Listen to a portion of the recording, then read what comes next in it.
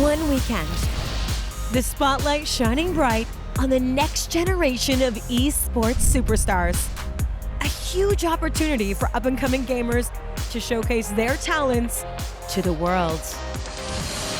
Rising Stars is definitely the opportunity of a lifetime. Rising Stars is an amazing opportunity, one of the coolest things I've ever been pitched. Over 2 days, they'll compete for sponsorship from one of the biggest teams on the planet. This tournament could very well change my life. The pressure is real, and only the best will survive. This is Rising Stars.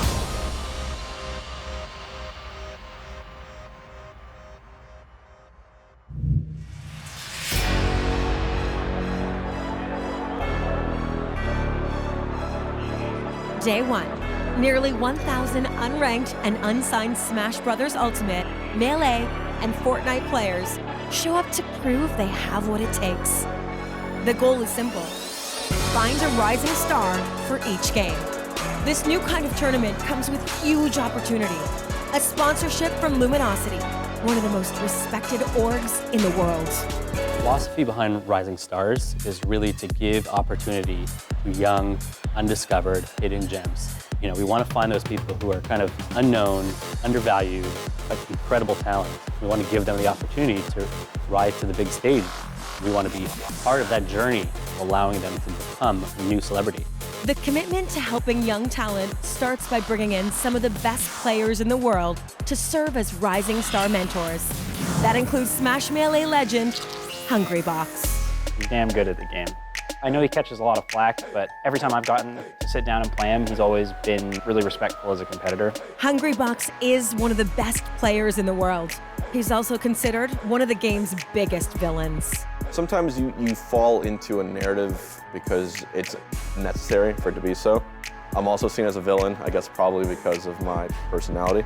I wear my emotions on my sleeve all the time. When I win a close match, I pop off. I release all of my pent-up emotions for an entire weekend or an entire match where I'm sort of just keeping it in. And as soon as I win, it's like a volcano. I just scream and I jump on stage and I erupt because I'm releasing the tension. Oh my God!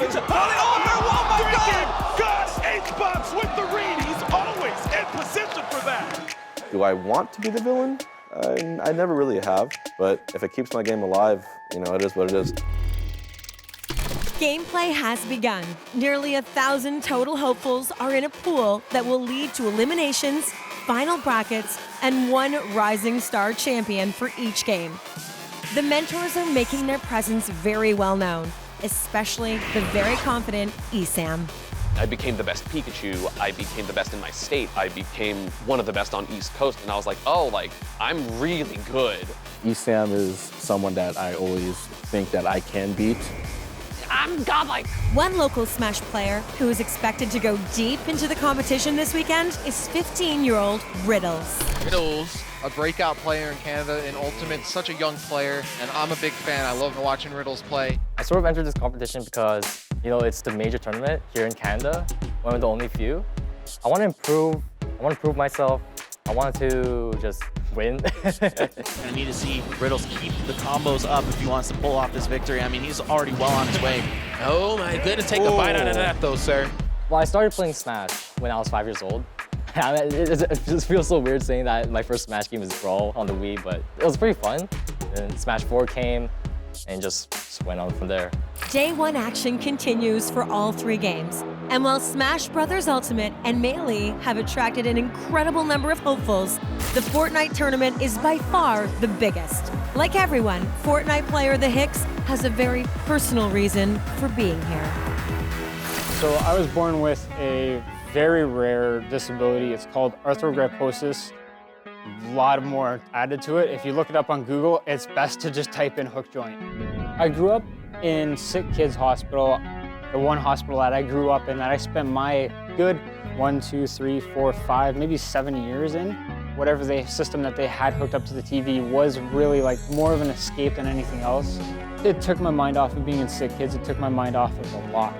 I have hip displacement. I have a really, really crooked spine. I live in constant pain, really.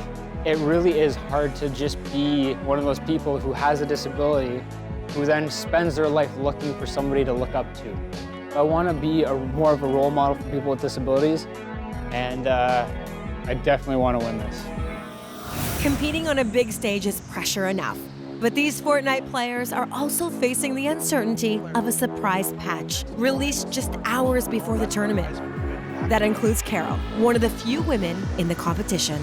I was born in Philippines, but my mom was already here in Canada. So I came here when I was 11. I played Fortnite for almost my entire life. My mom support me on everything that I do. She wanted me to be like, oh, why don't you do like nursing? Because she's a nurse, right? I'm like, no, I want to do like gaming in my life. And she said, it's okay, then it's up to you. I feel like I'm like excited and I want to like inspire other women to play the game. The fact that I'm playing with mostly all guys out there, it doesn't like bother me at all because I know like I can do whatever they're doing. That's because like you don't think like it's for females, it's for other guys, but all games are for everyone. We've seen this organic community explode. That's really important to me. The community always has to remain organic, authentic. From my point of view, seeing something like Rising Stars is very exciting and I love the concept of it. I think it's really great to see that opportunity created for players in a time when it is very difficult to become a player. Vikkstar is definitely one of those childhood heroes that I had. I always wanted to join his tournaments that he had, or like the games that he's playing, or the type of matches that he's playing. I've always loved playing games, and when I found out I was good at Fortnite, it was kind of like an added bonus to my life. So my dad was very supportive. He knew from the get-go that like I was doing something. I was streaming, I was playing games, and he knew I was getting good. And when I started getting prize money and placement, he saw that and he kind of supported that. Nicole has advanced in the Fortnite bracket. But as day one continues, many other hopefuls are sadly reaching the end of the line. Eliminations can be quick and relentless. For those still in it, remaining confident is key. A lot of kids are nervous in the first tournaments. Well, I still have those nerves. I definitely remember going to my first few events and it was a new experience going from where everyone's just a voice and a username in a digitalized world to, hey, these are actually people. I was 13 years old my first tournament. My leg would just bounce and shake uncontrollably for my first like 10 events. I used to play a lot of tennis when I was younger, competitively. Grew up playing, and one of the biggest soul-crushing things for me is that I could never get over my nerves when I played tennis. Being confident is sort of like a double-edged sword because like being confident can definitely help boost your mental game, but I feel like that can also like make things a bit harder because maybe you get more emotional and stuff like that. Emotions are something even the best players in the world have to deal with. For Esam, that was especially true during his first major win, just months ago. Finally winning an event with multiple top 10 players, crazy wins under my belt. It was something that's like, it's hard to describe. But for me, it was always about next time, and then finally, it was the time. And that moment was like pure just joy and happiness. Like I just cried on stage, right? The first rounds of play for all three games are now over, and day one has come to an end. For many, so has the dream of being the rising star.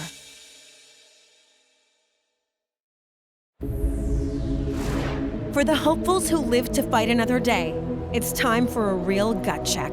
The brackets for day two have been determined, and the competition and the eliminations are about to get even more intense. 16-year-old Fortnite player Devin has traveled all the way from Texas, and he knows what this opportunity could mean.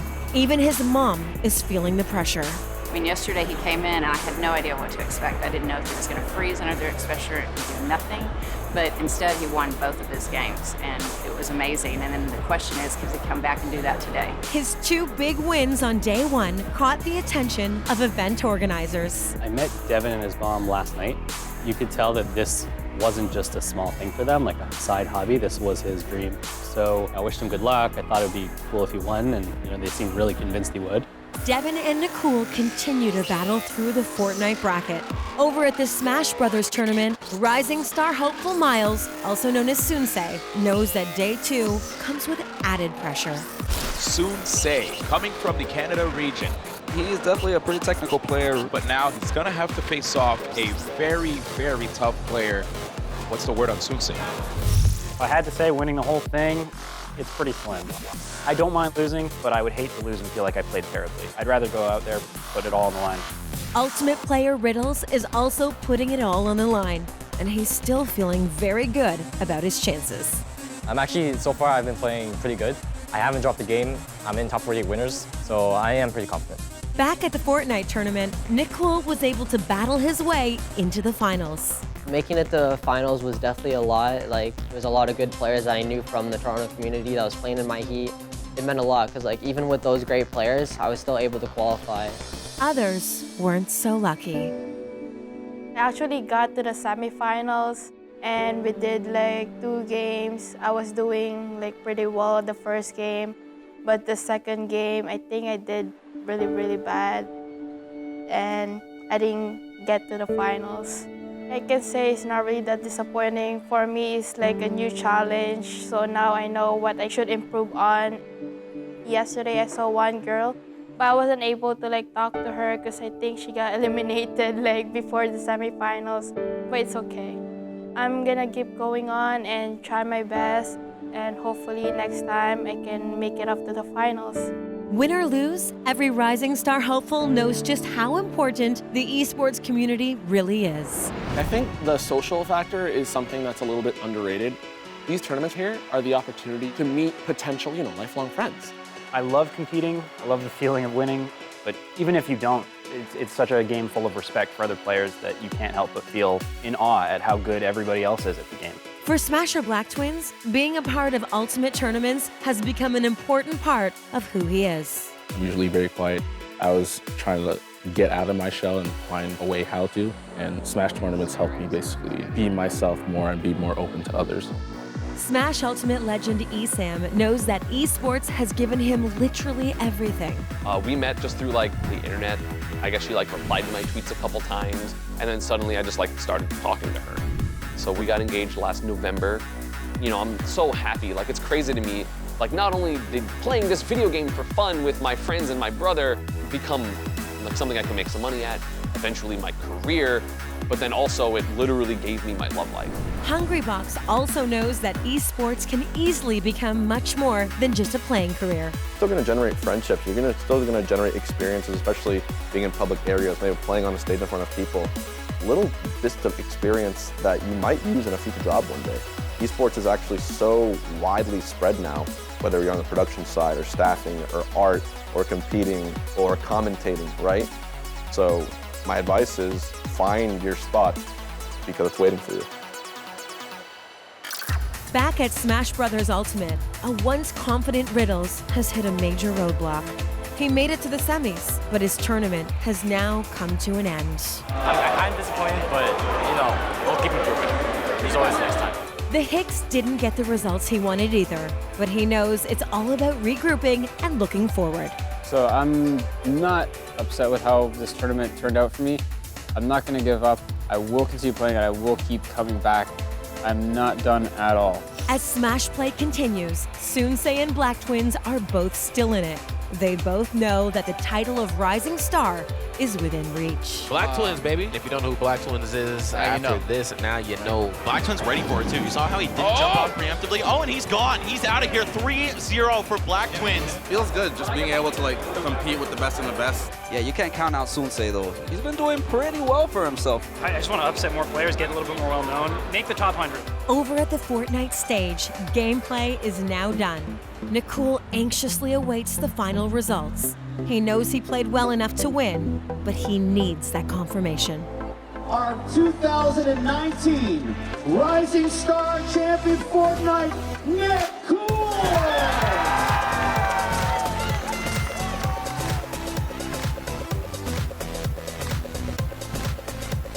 Honestly, I felt like crying. Tears came to my eyes, but I held them back, went strong, and it just felt amazing. Nicole isn't the only rising star in the Fortnite competition. Despite having a disappointing second day of the tournament, Devin's undeniable talent is being recognized and rewarded. Today he didn't have the day that he wanted to have, but yesterday Devin was crushing it. He was the #1 spot. So we thought at that point that this kid had something. We pride ourselves in spotting talent, and we think he could really be big. We decided to give Devin a chance and fly him out with Nick to a couple tournaments across North America. This will launch his career, hopefully, of being able to experience what it's like to be at a pro tournament. He came up and told me, and I was kind of in disbelief at first. And then Nick was with me, and he was like, "Congratulations, bro," and I was like, super happy. I'm still in disbelief.